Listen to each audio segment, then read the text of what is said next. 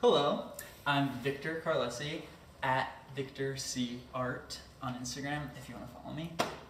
But today we're in Pittsburgh, Pennsylvania, and we're going to be interviewing C.J. Mitchell on his new album, Music Therapy.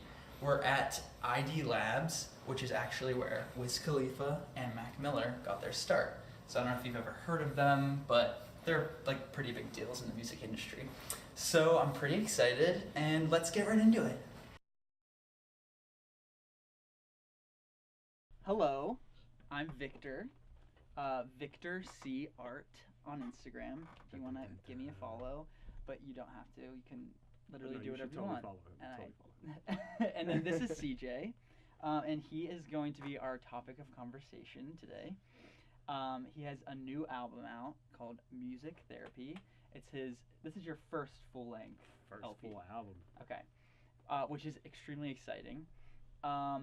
And yeah, we're just going to be sitting down with him, asking him a couple questions. I'll let him introduce himself a little bit. So just give us some like basic info on like where you're from. I like long walks on the beach. Mhm. I like pina coladas. I like cuddling. I love trash, rainy days. Good? You said trash? don't read into that. I noticed trash, so that might be some reference to like walks on the beach, but this all makes a lot of sense.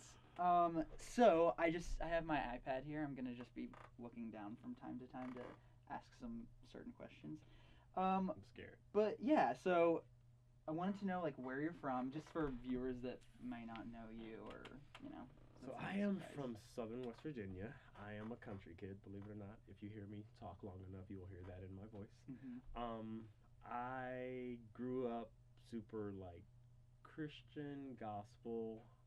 That's where all my most of my musical influences come from. Oh, okay. And I ended up in Pittsburgh solely because I love the city. I'm like the only person I know who moved here, not for school, not for a job. Just I came and visited one day, and I was like, I belong here. I should, Yeah, change my entire life and move here. But I actually don't regret it. So that's awesome. That's Pittsburgh's an awesome place to live. it is. So are you from here? I'm from like very north of Pittsburgh in a little town called Katanning. And Shout out your so hometown. I actually I like love Katanning. But I come down here as much as possible, so this is like a great little reprieve from my So daily life. I can tell you love it because people who are from here don't. They're like, I need to move. I can't wait to go to New York or LA. I don't understand. But like people who are not from here, they're all like, it's the greatest city in the world. I know. It's bizarre, but I actually It do, is like I genuinely I just really appreciate the city. So I went to college and my classes were like singing classes. Like we're going to teach you how to sing. Okay. I failed all my classes, every single class. Good to know. Because I couldn't figure out how to sound the way they wanted me to sound. So your classes are literally based on like this is opera and this is, you know, vocal tone and this is how you sing to a choir and this is how you sing in different languages, and I was like, great, but like when do you teach me how to be a better me? Right. Like, no, we don't want you to be you. We need to grade you on sounding like us. Gotcha. So as long as you can fit this standard and fit in this box, you pass. Like all my friends were like straight A students, and I'm like in my dorm room trying to learn John Legend songs, and it didn't really benefit me. But it took years to realize that like that difference is, you know, what benefits me the most, especially now in music. Yeah, absolutely. You mentioned like kind of jumping outside of a mold, a box. As I listened to the album, there was one song in particular, Pink Vibes. Dun, dun, dun, And then dun, the dun. intro that kind of introduces us to like it says like why I'm not famous, and you touched on like a mold that you were kind of, maybe it's society or maybe it's actual people told you this is what you're supposed to look like, this is what you're supposed to sound like, kind of trying to take out your individuality. Yeah. Can you like extrapolate on Pink Vibes, because that was one of my favorites? So thank you. It's funny because the album came out yesterday and everyone's giving me their favorite. It's I learn a lot about people from their favorite. Hence your shirt, I'm sure it's Pink Vibes. Product placement. One of my No, so favorite colors. the intro to Pink Vibes is called Why I'm Not Famous. Believe it or not, most people don't know that every single thing in that intro someone's actually told me Wow. directly in my life at one point or another. I didn't make it hypothetically. I literally wrote down a bunch of things that people have told me, handed them to my friends Paige and RJ. They went in a studio and pretended to be the music industry. And I literally came in a few times and I was like, could you be meaner? Could you actually be like jerks? Because that's how it was said to me. So if you could like get that over. Try and like sound like a witch here. Yeah. Welcome to the music. Yeah. No, so a few years ago, if you do some YouTube digging, I actually had somewhat of a record deal. And I remember walking into the record company in Pittsburgh, and I'm super excited. I'm super young, and I just had no clue what the music industry was. And I sit at a table, and they were like, "So great, if you could sound like this, if you could write songs like this." I remember I wrote this song that I really, really love called "Dear World," and it's like a symphony that I created. I played every instrument, and the record company was like, "It's too long, and it doesn't fit." It's like 5 minutes, 20 Yeah, minutes. it doesn't fit on radio. It's not marketable. It's 2 beats too slow. If you could speed it up, and we need to make a remix so we can play it in clubs. And I'm like, are you kidding me? Yeah. But fun fact, Bohemian Rhapsody by Queen, people told them the same thing. Right. They told them that it didn't work. It was too long. It was too different. And now it's one of the greatest songs that we know of. So, I learned a lot from Queen anyway. But however, Pink Vibes was just my big FU. Like, I really wanted to start the album on a big FU to the industry and all the stuff that I had been told. And I feel like it sets the tone for, like, the album in that I'm about to be really honest with people. And they're like, oh, this is a thing. Yeah, I literally wrote down, love the brutal honesty. Because, like, that's awesome. Like, you don't, as much as, like, a song is, as much as a song goes through in the process of releasing, I would imagine there's a lot of editing and for whatever reason, but it seemed like it was just very like raw and like exactly what you wanted to say. That sentence. I was going to ask a little bit more about. So I assume like because this is a full length LP, 10 songs. What is your favorite like song right now that you just like find yourself jamming to? So, disclaimer, my favorite song changes every day. Okay. Because it changes by what the weather is. I am really weird in that I think there are certain songs that are great or better in rain or like when it's snowing outside. It's super weird. No, but like my favorite song right now is Dance to Remember. Okay. Because so honesty is a big theme on the album.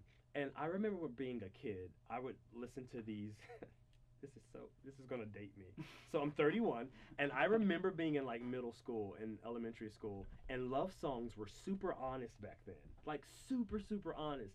And I remember how vulnerable they would feel to hear them. I remember listening to Brandy, Have You Ever, and Boyz II Men, and like I felt like people were just pouring out their hearts and like, this is how I feel. Yeah. This is like my worst feeling that I just want to tell the whole world. And now love songs are like, I don't need you. I don't miss you. I'm fine without you. I don't know what it is. It's like a generation thing, but like, I don't know. I miss the honesty. So Dance to Remember, another reason why it's my favorite song. Gosh, I'm like crazy excited. I need to calm down. It's because some songs you write them based on a feeling. Okay. And by the time they get to an album, they sound nothing like they felt. One Night is a club song. It's the first single off this album. I wrote that song bawling my eyes out at a piano. It sounds nothing like that. Like, literally people... It literally doesn't sound like that. I've been in bars and people play it and dance to it, and I'm in the corner like, yeah, guys, I'm glad you like this moment. The whole song is actually about regret if you listen really closely. And you're like sitting there sobbing and just like and people are like, yeah, if I had one night. Calm down. So, like, Dance to Remember I love because it actually sounds exactly the way it felt in that season of my life. That's why it's my go-to. I love that. So I don't know if I mentioned it, but I did do like a track by track, and I just kind of wrote down my initial thoughts. My first. So, if for Dance to Remember, I wrote down this was meant for Boyz II Men. Nailed it. And then also like whenever the song like kind of opens up, I think it's like nearish the end. There might be like maybe it's like minute 30 left, it like opens up. Like you kind of feel constrained, and then it opens up. And I imagine like a ballroom almost, like kind of just like you're in there just kind of like dancing. I'm like a very like visually motivated type of person, so I like, okay. And then and then I said it like ends on a super sad note, so thank you. So back to honesty. So the concept of Dance to Remember, maybe that'll help explain where that came from. So I used to, a few years ago, about 5 or 6 years ago, I was in a bar, and there was a drunk guy in the corner of the bar singing. And there's nothing like being heartbroken and a love song comes on that you relate to. It will literally rip your heart out. Yeah, like who can relate? Like comment down below. This guy is wasted, stumbling around the bar, and everyone around me was laughing at him. And everyone's laughing. And I remember standing in the middle of this circle thinking, what had to happen in your life for this moment to be where you are right now? Like, wasted in a bar singing to a love song, crying. And I remember a few months later, I had a breakup, and all of a sudden, I am the drunk guy in the bar crying. I was like, oh, now I get it. That's how we get And so that's where that song started. But I remember there's a song, I think it's Hotel California. The first verse of that song is, some people dance to remember and some dance to forget. And it stuck in my head, and I was like, I need to follow like where this goes. So in my mind, that whole song, I'm the drunk guy like singing in a bar.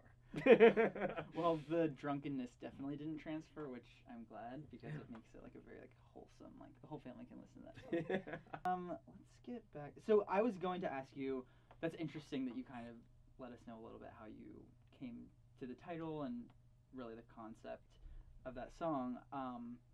I know that songwriters, creators come about their ideas and songs like very differently, and each one can kind of have its own unique process. Yes. So I just like wrote down a couple, like writing to track. Do you hear a melody first? Does it start with poems? Which one of those three kind of translates best to describe like how you write your music? It 100% starts from mood. Okay. I can tell you what type of song I'm about to write and have no melody or lyrics in my head, because I just know how this moment feels. I've been asleep sometimes, and I wake up and I'm like, there's this mood that I feel, and I know that this would be a good song if I could figure it out. So this is going to sound weird, but you're used to that by now in this interview. So to describe my songwriting, I feel like I am running down a street at night, and at the end of this very long street is like a huge concert, and people are playing songs on stage, but I'm running down the street and I can barely hear it. I know it sounds really cool, but I can't discern lyrics. I can't tell you what key it's in. I can't tell you the beat. I just know it sounds really cool. So I'm running down the street trying to hear more. So now I'm grabbing my pad, like trying to write what I hear. Okay, I heard that third word. Okay, and it's closer to the concert I get more words and I get more melodies, and finally when I get to the concert, I hop on stage and sing the whole song. Oh, that's cool. And people are like, how did you write this song? I didn't. I just kept running towards the concert so that I could hear the whole thing. That is literally how I write That's like songs. really interesting. It almost sounds like a dream. I think that might have been a dream. Very much so. That is really cool and a really awesome visual to think about whenever describing, like, it's almost like a really deep ad-libs. That's how I mad-libs. I think that I got all my questions answered like beautifully and perfectly. But follow CJ on all of his socials, his Instagram, Spotify. On Spotify, it's C.J. Oh my gosh, I can't believe you just did that. If you're looking, it's so for important. It is very important. Without the dots, it's just Siege. Yeah. So go stream this album. It's really good. Is there any closing arguments? Thank you so much for your time. I think you're incredible. Thank you. I am so happy that I finally got to sit down with the incredible Vic. I literally am obsessed with your stories. So if you guys have Instagram, follow him. It's the funniest thing that you will ever see. His Instagram stories will change your day. Like, I do every poll. I I actually know things in his life solely because of his post. I'm like, really? The gym guy showed up to your restaurant? No way! Is he stretching? He's still shaking me. He's amazing, and I do want to end with this. This guy is an incredible singer. No. Like, incredible singer. And Scout's honor, we're going to do a song someday today together. Deal? Oh, I thought we were gonna do let's do a pinky pound and break. I promise. So thank you. Yeah, thank you. Awesome. And thank you to everyone behind the scenes. And thank you to ID Labs. Yes. Good job, buddy. You killed